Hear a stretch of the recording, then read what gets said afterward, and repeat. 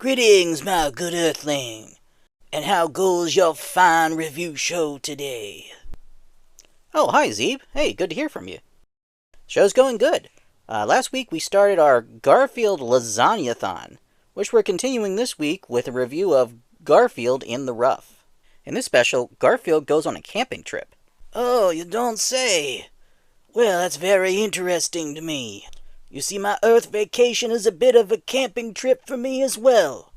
Since I arrived on your planet, I have been camped out here in my home base in the mountains, in my lovely UFRV. UFRV? That is an unidentified flying recreational vehicle, my good man. You don't have those on Earth? No, I don't think so. Oh, just wait until your scientists and engineers catch up and invent the UFRV. You're going to love it. I bet we will. Hey, since you're on a camping trip and I'm reviewing a special about a camping trip, why don't you join me for the review? I don't mind if I do, my man Go. I don't mind if I do. That's great. And just meet me after the title card. I love lasagna. I love lasagna. I love lasagna.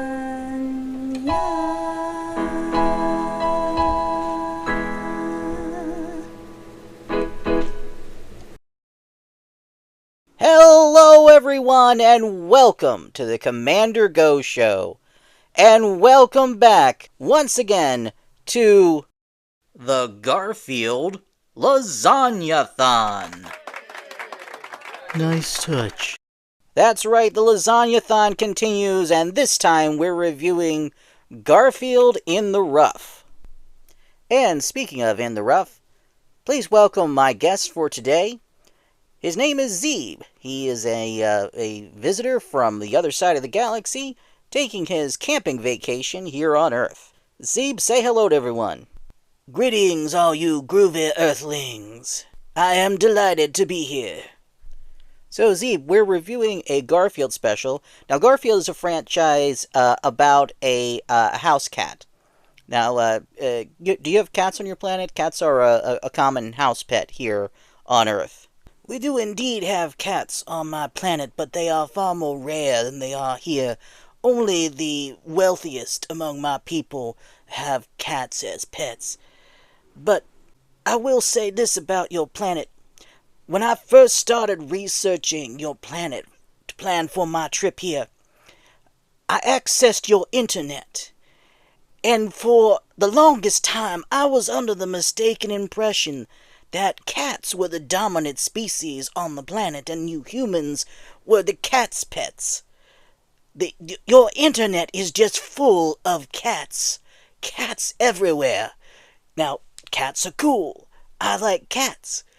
But wow, do you earthlings like cats. You put them everywhere, all over your internet.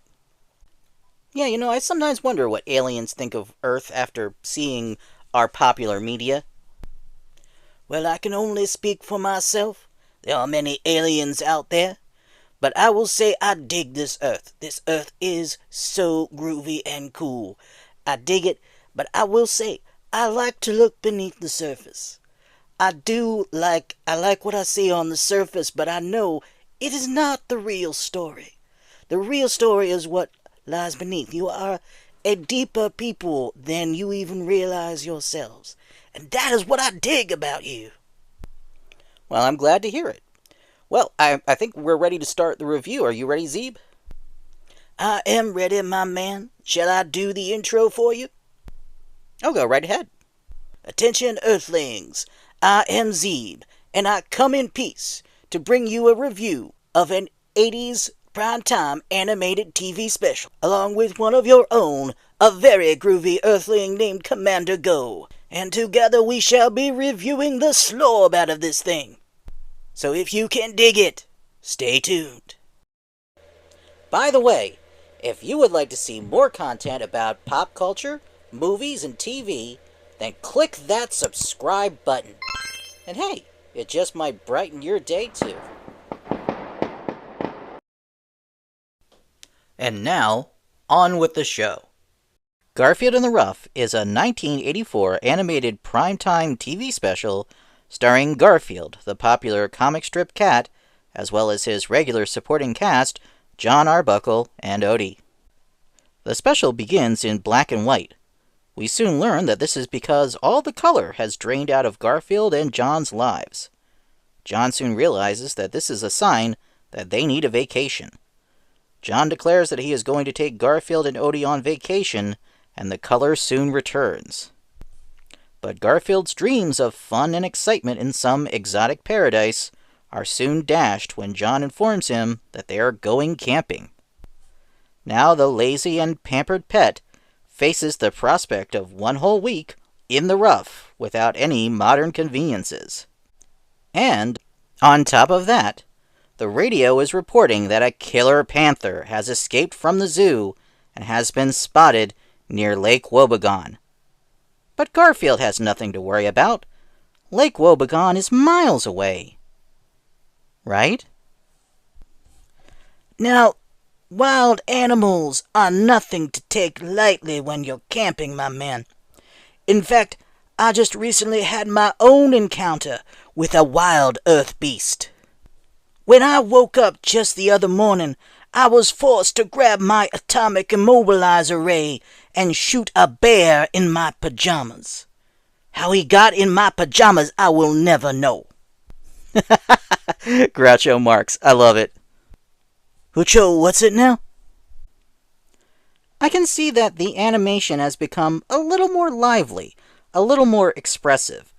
It's still made for television, so it's not anything spectacular, but it does look like the animators now are more comfortable with getting the personality and humor of these characters through in the animation.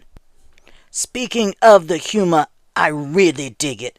John and Garfield play off each other, contrasting John's excitement for the outdoors with Garfield's unwillingness to give up his modern technological conveniences with comical results.